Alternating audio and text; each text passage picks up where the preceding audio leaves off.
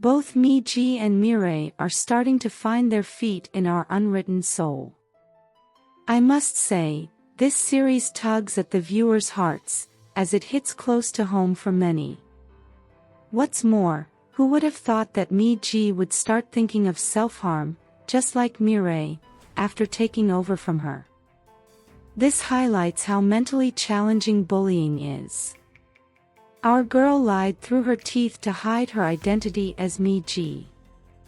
She went on the offensive, causing Hosu to backtrack. Poor Hosu is going to be confused in the future about who he's truly in love with. From their flashbacks, it's clear he likes MiJi, as he intentionally waited to go to school with her, and spent so much time with her. Even when he ran into her back home, you could tell there were still some lingering feelings. This is why he's confused about his sudden attraction to Mirae, who's aloof compared to the cheery MiJi. To counter his suspicions, the twins came up with the word self-absorbed, as that is what Mirae calls and thinks of Hosu. If you've noticed, whenever she's in danger of being caught by him, MiJi intentionally mentions how self-absorbed Hosu is. This immediately convinces him that he's dealing with Mirae. Meanwhile, Hosu finally leaves the law firm. I saw this coming, as he and Chunggu seem to have different philosophies on life. Chunggu only needs him because of his strength, and how good he is at his job. However, Hosu sees himself in him, someone who overcame his disabilities, not letting them define him, as he has to live with his own. Chunggu's mention of the meeting with director Choi must have been the last straw for Hosu. Chunggu tried to teach him a lesson for refusing to have a drink with the director, by intentionally casting him aside. His mention of the meeting once more proved to Hosu that it's all about power tussles and keeping him in check. Meanwhile, externally, MiJi seems jovial and cheerful, as if nothing bothers her. But then, the most cheerful people are arguably hiding the deepest scars. Because of her sister's illness from birth, MiJi was neglected. While her sister thrived academically and was loved by all, she only became MiJi when she found her strength in sports. But then, that didn't last. It's unbelievable that she fell because of seeing her sister with Hosu. This would have been a passing moment in her story, but she ruined it all. She must have thought that she was losing Hosu to her sister, Mirae, and therefore resolved to ensure she got into college with them that same year. As sports were her only ticket to college, she couldn't sit and wait to heal. But her decision ultimately cost her both sports and college. This could have all been a big misunderstanding. Hosu had tried to explain to her what had happened, but in her hurt, she shut him out.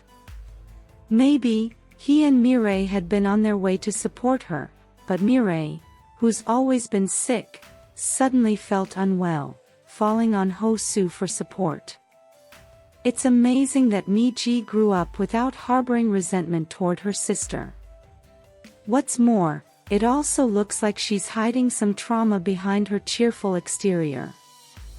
If you recall, after seeing her door, Mirae asked her if she was still struggling. Something might have happened to her in the past that makes it hard for her to stay behind a closed door. Meanwhile, the last episode introduced a likely villain, Ejun. She stuck with MiJi when the going was good in high school, but jumped ship to her sister when she lost her shine. From their conversation, it seems she lied to Mirae about MiJi cutting her off to get close to her. This means after dumping MiJi, she found her way to Mirae. To make Mirae less suspicious, she starts by asking how to get back with her sister. This means Ejun only sticks around when things are good, and doesn't mind pitting two sisters against one another in the process. I mean, she didn't waste time trying to get reservations with Hosu's connection. She also didn't waste time going to the restaurant without asking MiJi first. In the preview, she invites MiJi for a hangout, intentionally omitting that it's a reunion with their classmates. So far, she's sneaky and might have her eyes and claws aimed at Hosu, considering he's a lawyer. But then, Hosu quit his job. We can see reality starting to kick in during the preview for the next episode, as he fails to land another job. If you've noticed, before Chungu's speech, Hosu did not seem interested in the event. It could be that Chungu gave him the reason to pursue law. This means mentally, his career might be tied to Chungu. Now that he's cut away from him, he feels lost. Fortunately, MiJi is there to help him find something he enjoys. She invades his space and forces him out of his shell and gloom. They grow closer in their quest to discover what Hosu enjoys. Hosu asks MiJi why she's so nice to him. I can't wait to see them finally let the spark fly between them. Meanwhile, Mirae is gradually finding her feet on Seiji's farm. These two are slowly stealing my heart. They are very different yet similar. Something must have happened for Seijin to give up such a successful career in Seoul and move back home. They are gradually growing on each other. Because of Seijin, Mirae might decide to remain home in the end. But then, I wonder how their mother can't tell that something is different. She chalks it up to MiJi going through a phase, because she never would have imagined her daughters would switch. Distracted by everything going on around her, MiJi failed to send the usual monthly allowance home. The next episode will shed light on the twins' perspectives regarding their grandma. While MiJi finds joy in taking care of her grandma, and will drop everything to be there for her, Mirae would rather not. She shows her care by sending money for her grandma's upkeep, but hesitates when it comes to physically caring for her. Now that they've switched roles, they can both see from each other's point of view. In the end, this will help them understand one another better. Meanwhile, Ejun thinks she's outsmarting MiJi by not telling her that they are attending a reunion. However, MiJi put the pieces together with Mirae before going. She's there to represent herself and her sister, to hear what the group has to say.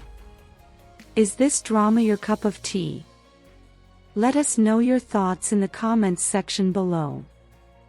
If you enjoyed this content, please give it a thumbs up, share it, subscribe, and turn on your notification bell for all things wonderfully K-drama.